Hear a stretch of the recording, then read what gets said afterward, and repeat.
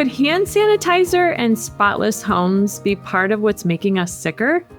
Let's get into it.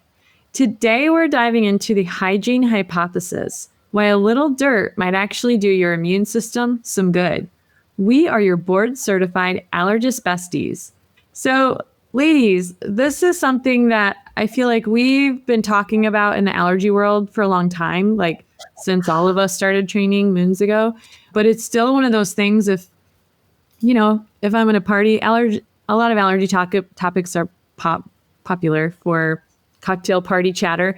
And if this ever comes up, people are just like, whoa, tell me more about the hygiene hypothesis and what this means for allergies. And so I guess just to give a little brief summary of what we mean by the hygiene hypothesis, allergies have been on the rise, atopy in general, which is a term for all the different kinds of allergic disorders, food allergy, asthma, eczema.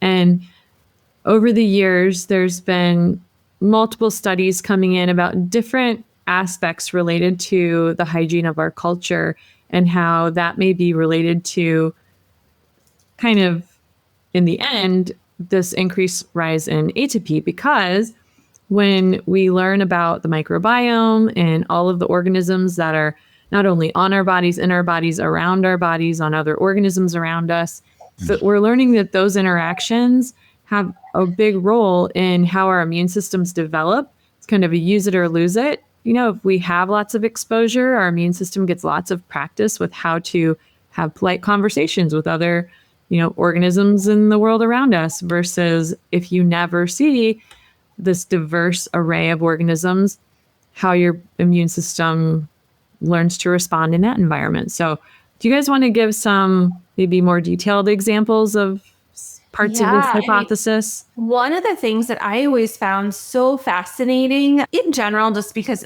I honestly wonder if I should have been like a sociology major, like if I would have known what that all entailed, or anthropology. Maybe anthropology is actually a better description of what I'm thinking about. But all of the research that looks at folks from our Amish communities and their lower rates of allergy, asthma, all these different atopic diseases. So we've kind of known about that in the US.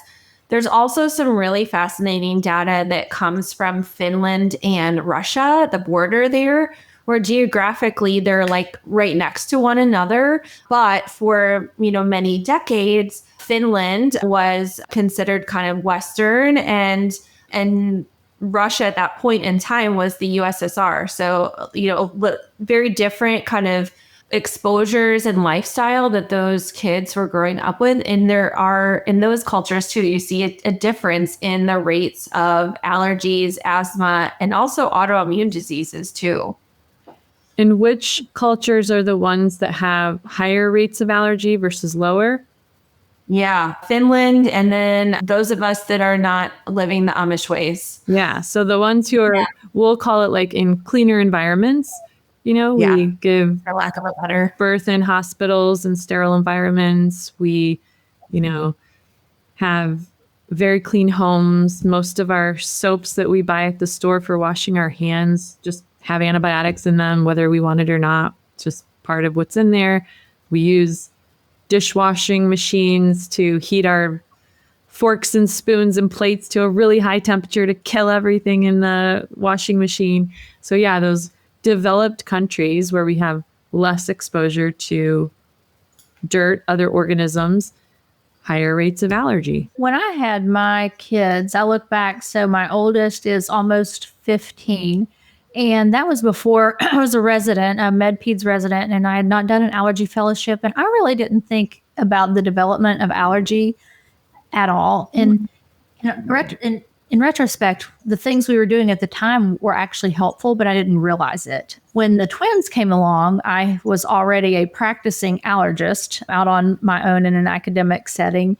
And I really thought so much about that for them. And I was surprised. We don't really have a family history of atopy, but it was really on my mind. And so I made a decision that I was going to do everything I could to get them to not be atopic. And so one of the things I did was, for their bottles, I would not wash them in the dishwasher. I would hand wash them and then let them air dry which there are studies, there's at least one study that supports using a dishwasher versus hand washing bottles, that can lead to increased rates of atopy if you are using a dishwasher. Yep. One of the other things, they were premature. Well, they were late preterm. So my husband was like, we're absolutely not doing this. But I recall there was a study that said that when they dropped their pacifier, children whose parents cleaned them by like putting it in their mouth instead of washing it with soap and water actually had lower rates of atopy. And I was like, we're going to do that. He's like, we're not.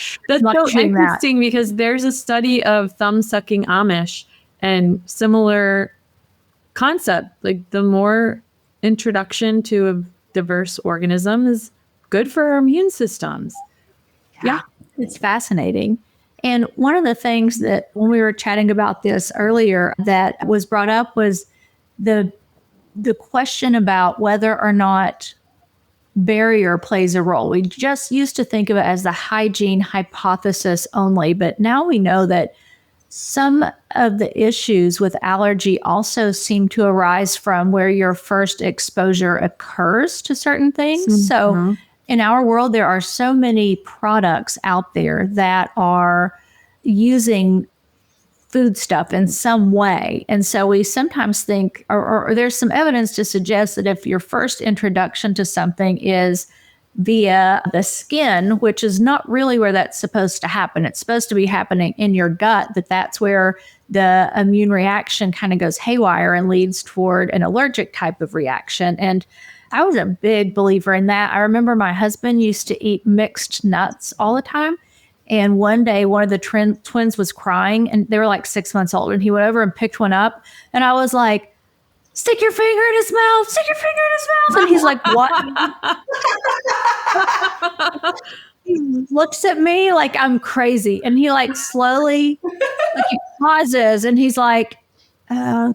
And he like slowly.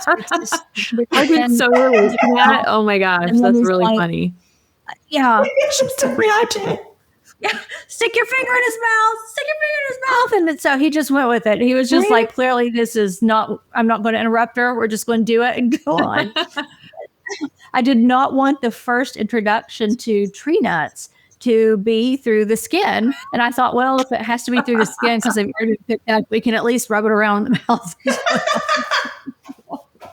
So, yeah, I think my perception, like through parenting, kind of evolved and changed with each kiddo. So I had Charlotte, who is about 9.5, while I was a fellow, and she was born right after the LEAP study came out. Mm-hmm. And so I remember the follow-up study to LEAP was released when she was about 4 to 6 months old. I remember going to that meeting. It was the Academy meeting in Los Angeles. So we brought her along. My in-laws are out there, and I remember just thinking, gosh, we got to start all the foods. Like as soon as we got home, like developmentally, she was kind of just getting there, but really trying to be proactive. And then when we had Josie, I was a second year attending and, trying to do the same thing. Now she did have some very mild eczema, but she is my kiddo who ended up reacting to scrambled eggs. And so then it was like, okay, but she's been eating peanut, but are we okay to keep peanut in the diet? And oh gosh,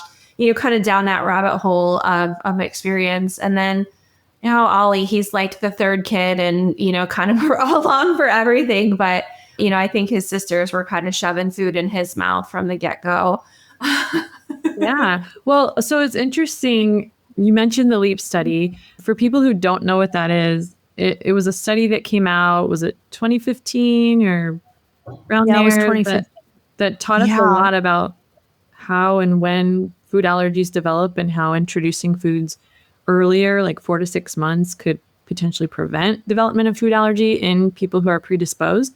But when you think about how we as a society in the United States, at least, was counseling parents on how to introduce foods, there had been that was a big shift at that point, but there had been a big shift maybe like 15 years prior. Because what was happening was there was about a 50-year period where allergies were just skyrocketing and nobody knew why.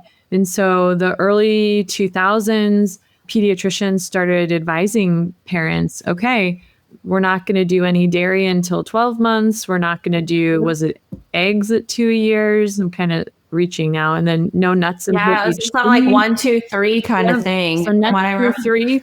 And so when I was a pediatric resident, I mean, we were talking about this at every well check for babies.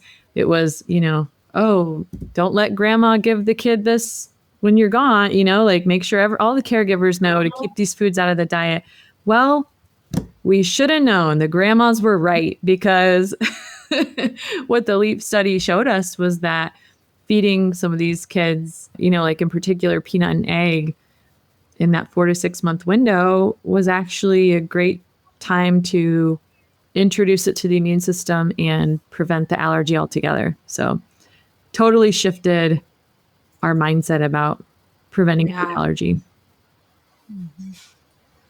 And I think there's this ongoing emergence of evidence that if we can do our best to keep those barriers intact, so to help keep that eczema under control, to reinforce, healthy microbiome, whatever that means, we're still trying to understand what that all means, but that those things may help counteract or build some resiliency in the system so that we're not, our immune systems aren't glitching or misbehaving.